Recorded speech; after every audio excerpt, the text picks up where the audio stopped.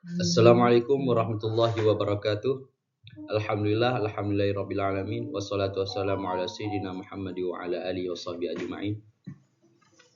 Tanpa memperpanjang waktu, langsung saja kami dari kelompok 2, anggota Syahir Abdul Ghafur, Rizka Wahid, dan saya sendiri Safinatul Ukram, dengan judul Peran Makna dalam Penerjemahan. Makna adalah fokus utama dan esensial dalam setiap kegiatan penerjemahan. Seseorang penerjemah harus memastikan bahwa makna asli yang terkandung dalam teks sumber tersampaikan dengan seakurat mungkin dalam teks terjemahan, tanpa adanya distorsi atau perubahan yang tidak disengaja. Kemudian penggunaan metode dan teknik. Metode, prosedur, dan berbagai teknik penerjemahan digunakan sebagai alat yang sangat penting untuk mengungkap dan menyampaikan makna yang terkandung dalam teks sumber ke dalam teks terjemahan.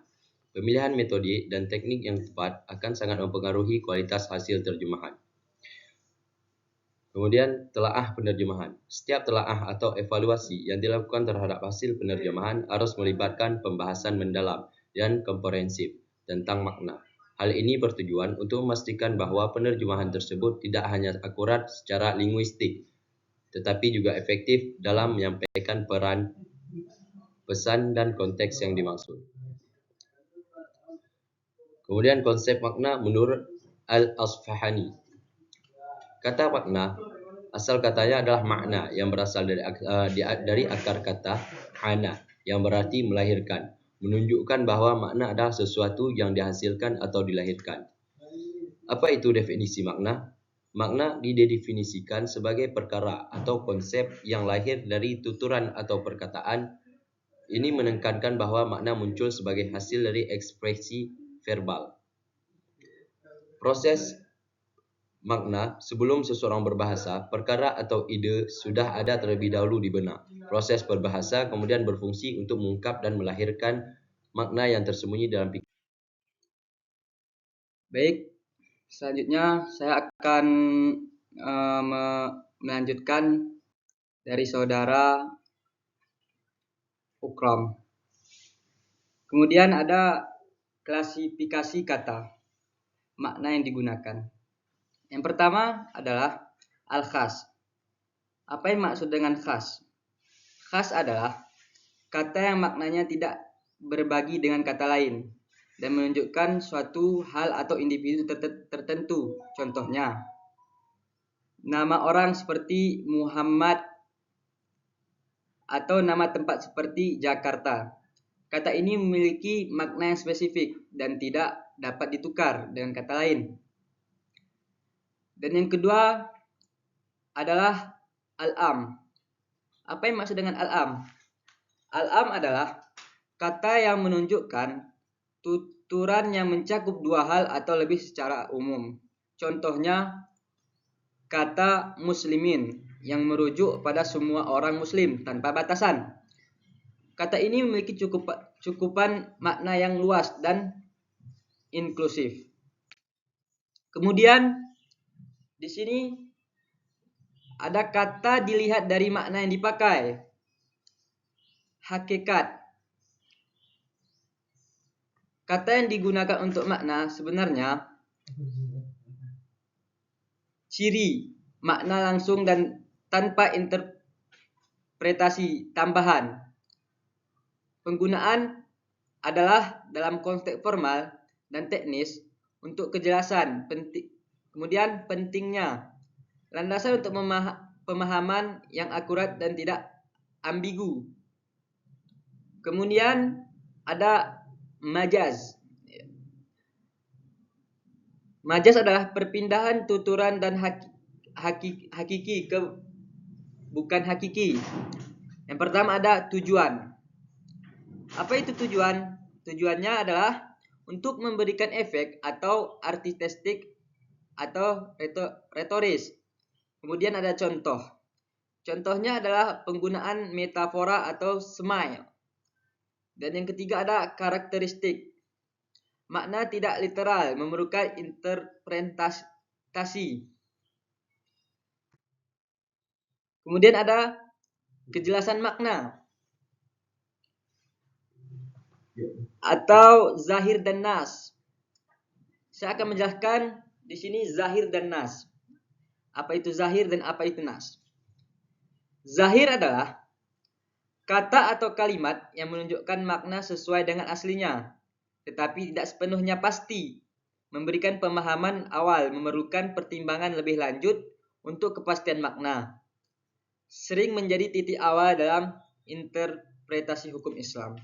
Kemudian selanjutnya ada nas. Nas adalah kata atau kalimat yang jelas menonjol maknanya, memberikan pemahaman langsung dan tidak ambigu. Dalam hukum Islam, merujuk pada teks Al-Quran dan hadis yang eksplisit dan tidak memerlukan interpretasi lebih lanjut. Kemudian akan dilanjutkan oleh saudara kita Rizka Wahid. Pada saudara Rizka Wahid kami persilahkan. Baik, di sini saya akan melanjutkan materi yang telah disampaikan oleh kawan kita tadi. Adapun materi kita selanjutnya ialah kejelasan makna mufassir dan muhkam. Di sini saya akan menjelaskan apa itu makna mufassir dan apa itu makna muhkam. Adapun mufassir ialah kata yang jelas maknanya tanpa perlu pentakwilan lebih lanjut.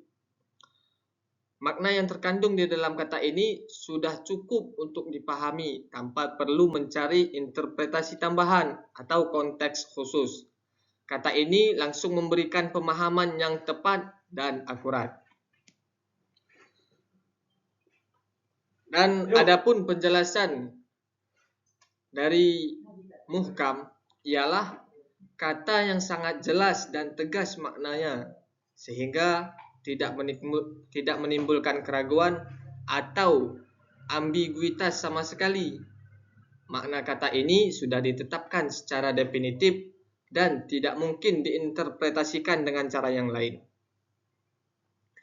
Dalam konteks hukum Islam, kata-kata muhkam sering terjadi dasar penetapan hukum karena kepastiannya.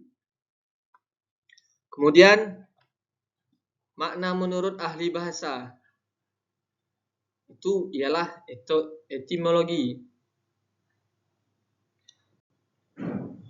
Yang kita bahas di sini ialah pengaruh kondisi manusia, yang mana bahasa sangat dipengaruhi oleh berbagai kondisi manusia, termasuk faktor sosial, budaya, dan lingkungan. Kemudian, pengaruh bahasa yang lain itu dikarenakan karena perkembangan suatu bahasa seringkali dipengaruhi oleh bahasa lain melalui serapan kata dan konsep.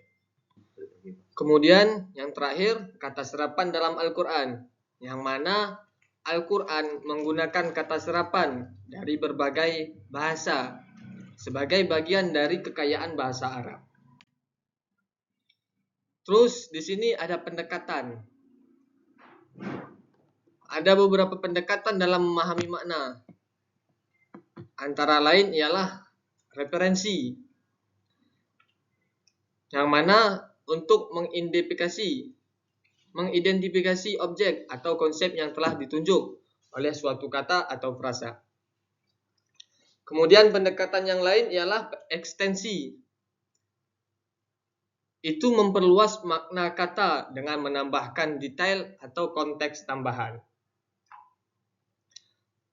Pendekatan lainnya semantik, yang mana untuk menganalisis makna kata berdasarkan struktur dan hubungan dalam bahasa.